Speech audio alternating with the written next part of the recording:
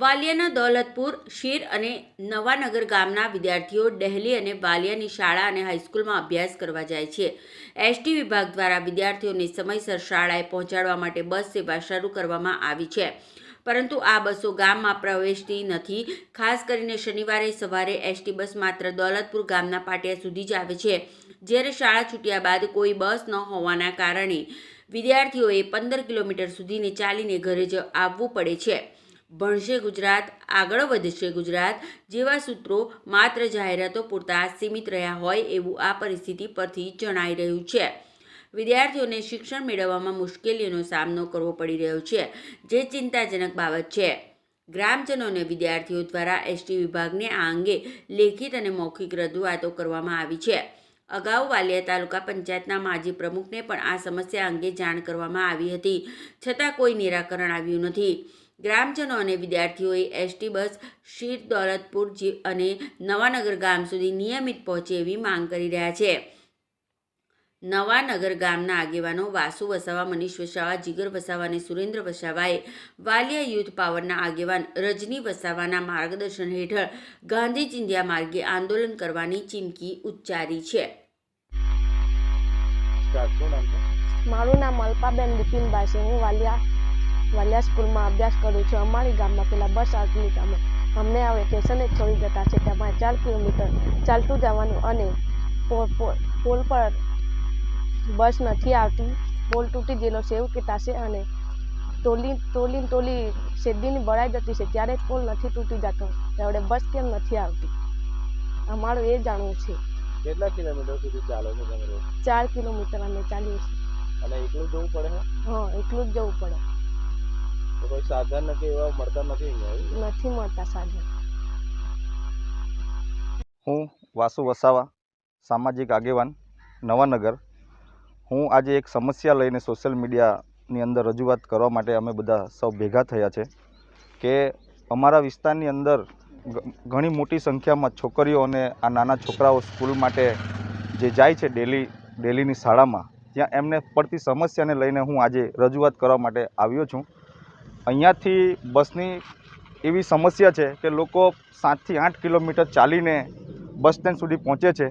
શરૂઆતમાં પહેલાં બસ શીર ગામ સુધી આવતી હતી, પણ અત્યારે બસ આવતી નથી.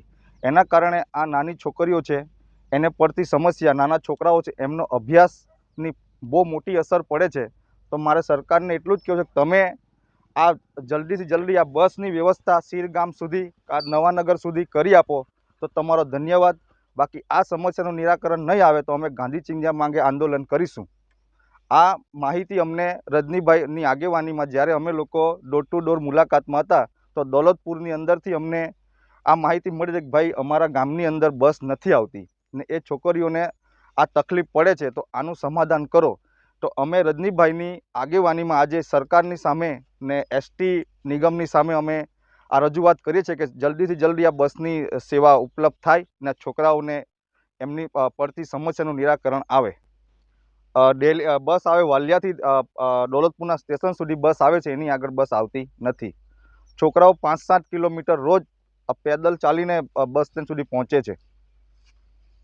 અને શનિવારે એક ટાઈમ બસ આવે છે એવું કંઈ? હા, શનિવારે એવું થાય છે કે શનિવારે સવારમાં લેવા આવે છે પણ મૂકવા બપોરે આવતા નથી. તો છોકરાઓ ડેલીથી 15 કિલોમીટર સુધી પગપાળા ચાલીને પોતાના ઘરે પહોંચે છે. આમાં એમના અભ્યાસને કેટલી મોટી અસર પડતી હશે.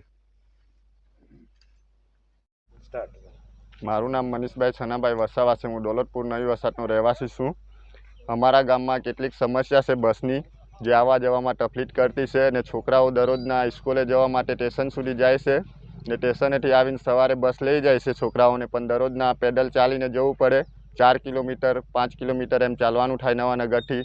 પહેલાં બસ છે ને શીર દૌલતપુર ગામમાં લગીને આવતી હતી ને હમણાં છે તો આવવાનું આ પુલના કારણે બંધ કરી દીધેલું છે. ચોમાસામાં એલું પુલ પર પાણી ગયું એના લીધે. ને અત્યારે શેરડીની ટ્રકો ચાલતી છે, એના પરથી 20-25 ટન લઈને શેરડીની ટ્રકો નીકળતી છે ને બસ નથી નીકળતી એમ કહેવા માંગે છે ડેપોવાળા, ડ્રાઈવર, કંડક્ટર. એના માટે બસ નથી આવતી. અને શનિવારે તો હાવ જ બસ નથી આવતી. સવારે છોકરાઓને લેવા આવે પણ 11:30 વાગે છોકરા છૂટે કે નહીં, તે પછી આવતી જ નથી બસ. ને છોકરાઓ ચાલતા આવે એટલે 2-3 વાગી જાય. તડકામાં કોઈ છોકરો અહીંયા જાળવા નીચે બે, થોડાક છોકરાઓ પેલી જગ્યાએ બે એમ કરીને 1-2 વાગી જાય છોકરાઓને લઈને આવવાની બહુ તકલીફ છે. કોઈને રજૂઆત કરી છે તમે? અમે રજૂઆત કરેલી ગ્રામ પંચાયતનું, અમારે આંગણવાડી ખરી ગની એનું ઉદ્ઘાટન કરેલું ત્યારે 72 આવેલા પ્રમુખ સાહેબ, પછી અમારા સરપંચ સાહેબ હતા મનીષભાઈ, પછી સીધના સરપંચ અલ્પેશભાઈ ઉઠા, એમને લોકોને બી ચાલુ કરેલી. એ લોકોએ રજૂઆત કરેલી ત્યારે એ લોકોએ બસ ચાલુ કરેલી, દોલતપુરથી સીલ લગીને આવતી હતી પણ વચ્ચે પાછી બંધ કરી દીધેલી. આપણા પ્રમુખ 72 હતા એમને બી અમને રજૂઆત કરેલી કે તમારી બસ આવતી જ છે એમ, કે મેં એમને એમ કીધું હતું આવતી તે દરરોજના જ છે, સીલ લગીને આવતેલી જ બસ, પણ અમારે એ માંગણી હતી કે શનિવારે બસ સવારે લેવા આવે છોકરાઓને ને બપોરના ટાઈમે છૂટવાના ટાઈમે આવતી જ નથી બસ હંમેશા જ. એ બધી રજૂઆત કરેલી અમે લોકોએ અધિકારીઓને, પણ એ લોકોએ કંઈ ધ્યાનમાં લીધું નથી. શું માંગ છે તમારી? અમારી એ જ માંગ છે કે શનિવારે બસ 11:30 વાગે ડેલીના સ્કૂલ પાસે આવે ને છોકરાઓને દોલતપુર સીલ લગીને મૂકી જાય, એવી જ અમારી વિનંતી છે.